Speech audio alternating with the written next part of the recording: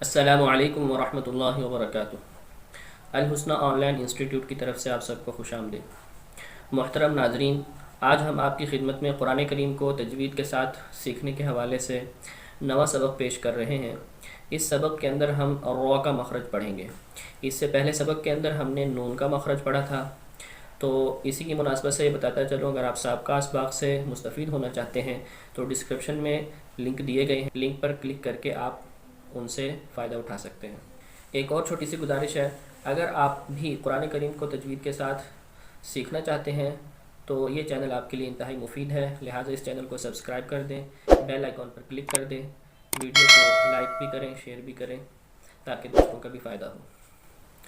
تو بنا کسی وقت ضائع کیے ہم آج را کا مخرج پڑھتے ہیں۔ را کی ادائیگی کے اندر ہماری زبان کی کروٹ سے لے کر نوک تک کا حصہ اور سامنے کے دو دانت سنایا اور اس کے ساتھ رباعی اور رباعی کے ساتھ انیاب، نوک والا جو دانت ہے، ان تین دانتوں کے مسوڑوں سے، گمز سے، جب زبان کی کروٹ سے لے کر نوک تک کا حصہ اور زبان کے سامنے والی تھوڑی سی پشت، یہ جب ان تین دانتوں کے گمز اور مسوڑوں سے ٹچ ہوتی ہے تو اس سے را ادا ہوتا ہے۔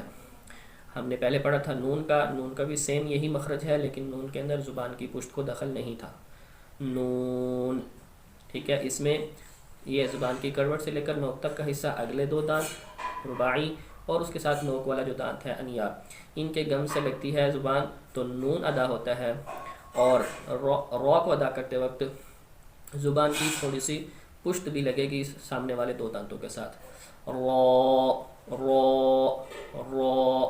آپ اس کو بار بار پڑھیں، اس کی پریکٹس کریں، انشاءاللہ را کا اپنے مخرج سے ادائیگی صحیح ہو جائے گی۔ اعوذ باللہ من الشیطان الرجیم، بسم اللہ الرحمن الرحیم۔ ارأیت الذی یکذب بالدین، ارأیت الذی یکذب بالدین، فذلک الذي يدع اليتيم، فذلك الذي يدع اليتيم، ولا يحض على طعام المسكين، ولا يحض على طعام المسكين، فويل للمصلين،